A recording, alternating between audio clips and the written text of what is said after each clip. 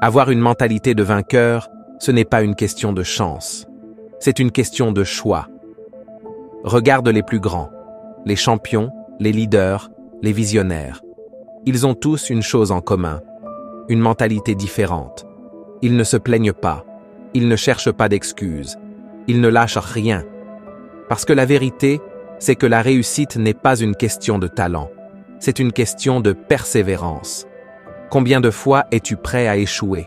Combien de fois es-tu prêt à te faire critiquer, à tomber, à souffrir, avant d'y arriver? Un vainqueur, ce n'est pas celui qui réussit tout, c'est celui qui se relève à chaque chute. Tu veux un exemple? Regarde Michael Jordan. On lui a dit qu'il n'était pas assez bon pour jouer au basket au lycée. Aujourd'hui, il est une légende. Regarde Steve Jobs. Il a été viré de sa propre entreprise. Il est revenu et il a changé le monde. Regarde Nelson Mandela. Il a passé 27 ans en prison. Il en est sorti plus fort que jamais.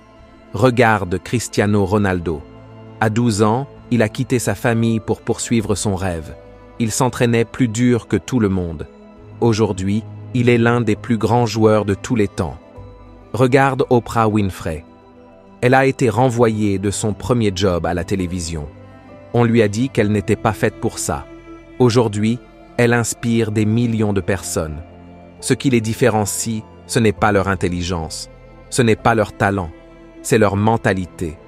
Les gens vont te dire « Tu n'as pas le talent. Tu n'as pas les moyens.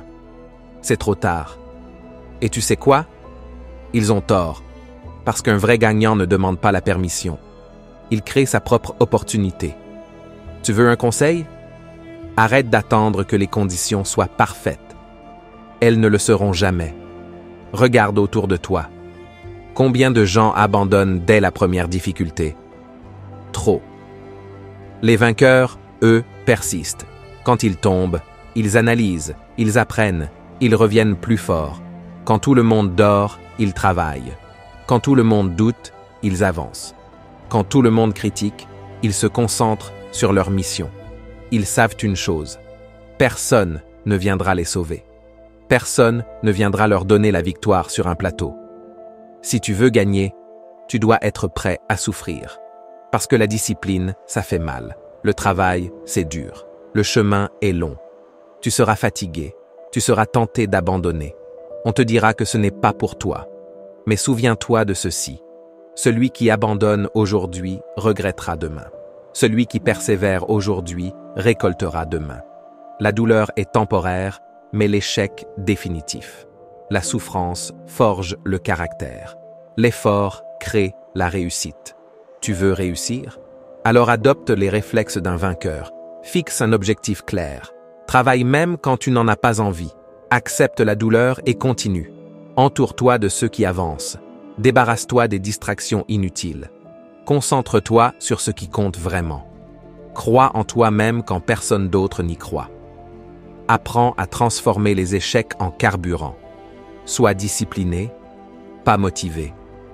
Parce que la motivation vient et part, mais la discipline, elle, reste.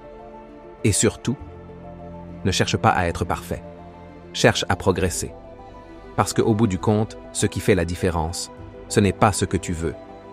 C'est ce que tu es prêt à faire pour l'obtenir. Tu peux rêver autant que tu veux, mais si tu n'agis pas, tes rêves resteront des illusions. Alors, pose-toi cette question. Es-tu prêt à faire ce que 99% des gens ne feront jamais? Es-tu prêt à affronter la solitude, l'inconfort, la douleur, les critiques, l'incertitude, pour atteindre tes objectifs? Parce que c'est ça, le prix du succès. Il n'y a que deux types de personnes dans ce monde, ceux qui regardent et ceux qui écrivent l'histoire, ceux qui parlent et ceux qui agissent, ceux qui rêvent et ceux qui réalisent. Alors maintenant, la seule question qui reste, c'est: vas-tu rester spectateur ou vas-tu prendre le contrôle de ta vie? Fais ton choix.